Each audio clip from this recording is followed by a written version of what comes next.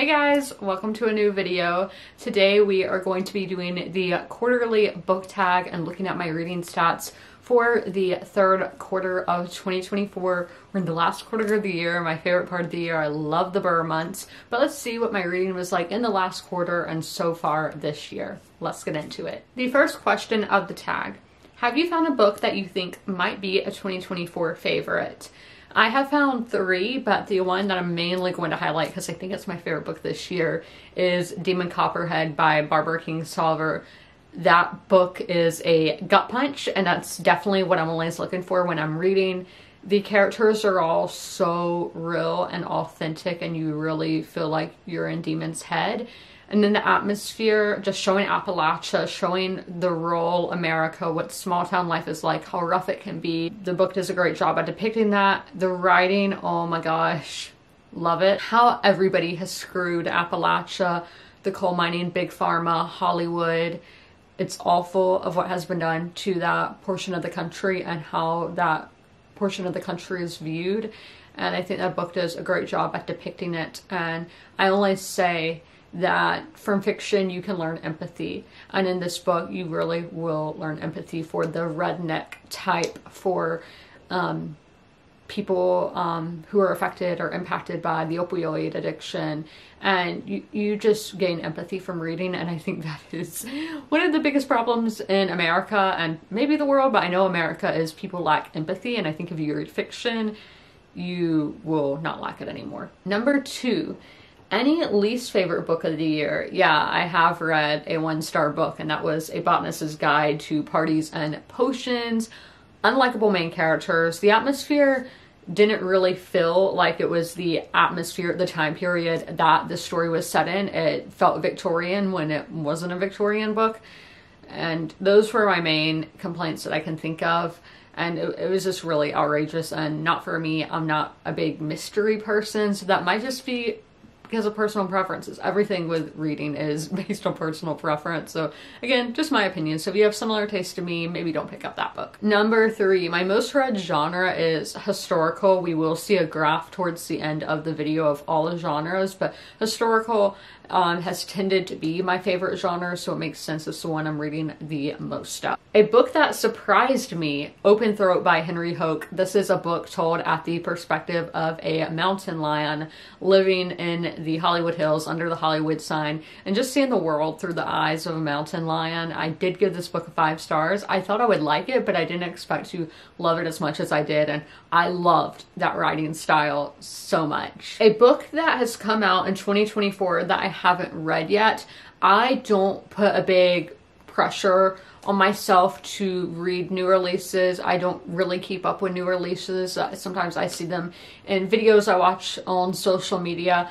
So I'm just going with the book that I would say was the book of the summer, and that is The God of the Woods. I actually hauled this book last week. I got it from Book of the Month.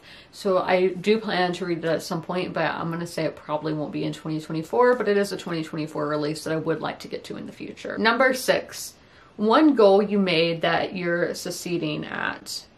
I can never, succeeding, whichever one's the right one. Taking my time. I've learned to give myself time with books. It is not a race. We don't need to rush. We need to enjoy what we're reading and just taking it all in.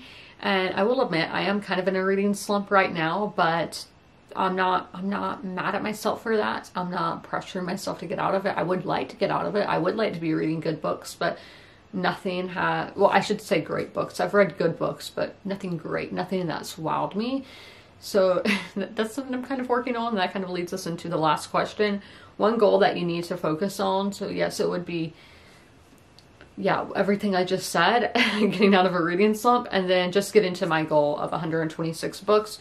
Again, it would be okay if I don't get to that, but I like setting goals for myself, and I would really like to get to that. And I do think that I will get close to it in a minute. We will see all the books, the number of books that I've read so far this year. That does lead us to the stats portion of this video. So I took this screenshot on October 7th, the day I'm recording this. So this is not exactly when the quarter ended. But so far I've read 112 books, so I am 89% of the way to my goal to 126 books. So I am 15 books ahead of schedule. So again, I've read 112 books, and that equals out to 40,515 pages. And the average time to finish a book is about 9 days. Again, I'm giving myself more time. I'm not rushing myself through these books anymore. And for moods, I'm only going to go through some of our larger ones. So I mainly read emotional books because, again, I want that gut punch. I want to feel something. Then we have reflective, adventurous, dark, mysterious, and informative. And you can see the other ones in the picture. They're just not as big as those other moods I've been reading. And for pacing, again, pacing is subjective. But according to Storygraph, the majority of the books I've read at 59% are medium paced. Then 21% have been slow, so I won't do down that number. I don't like slow pace. And then 20% have been fast paced books. For a page number, the majority of the books at 52% have been from 300 to 499 pages, which I do think is the average book length, with 38% being less than 300. Crazy. I didn't realize I'd read that many less than 300, and 11% have been over 500 pages. For fiction versus nonfiction, this is definitely something that I would like to improve. 13% have been nonfiction and 87% have been fiction. And this is definitely something that I'm working on. I am adding nonfiction books to my TBR every month now. As for genres, this is what we were talking about earlier, with historical being number one, then literary, contemporary, romance, LGBTQIA+, and science fiction, and then the rest are pretty minuscule compared to those, but I'm still gonna leave the screenshot up so you can see. As for format, I've read 30,197 pages while 344.33 hours of audiobook listened. I wonder how many days that is. If you're good at math, do the math for me and comment down below. And then again, the format, print, I've read 65% print books, 20% audio, and 15% digital. So digital's another one that I would like to up that number a little bit. As for my most read authors, I've read 2 books from Diana Gabaldon, they're right up there, and 2 books by Maya Toll. And then here are my number of books and pages if you would like to see that graph. May was my biggest month for most read books. And then for most pages, it looks to be June or July. I have a hard time looking at these graphs. And then I've given 110 reviews, with the average rating being 3.29. So I definitely would like that number to go up because that's just average. It's good, it's not great, and we want things to be great in life. So those are my reading stats for the third quarter of 2024, so far into the year where we're at. I hope you guys enjoyed this video. If you made it all the way through, leave a Halloween emoji in the comments below. And as always, comment, rate, and subscribe. And don't forget to ring that notification bell to be notified when all my videos go live. I'll see you in my next one. Bye! If you are familiar with my videos, you're used to seeing Sherman at the end of them. Sadly, Sherman has since passed away, but I would still like to encourage you guys to help your local shelters. Sherman was at the Darlington County Humane Society in rural South Carolina. I always have their link down below in the description if you guys would like to help them, but also help your local shelters as well. You can do that by donating, sharing posts like this one, volunteering, fostering, and adopting, which it's great to do all of those things.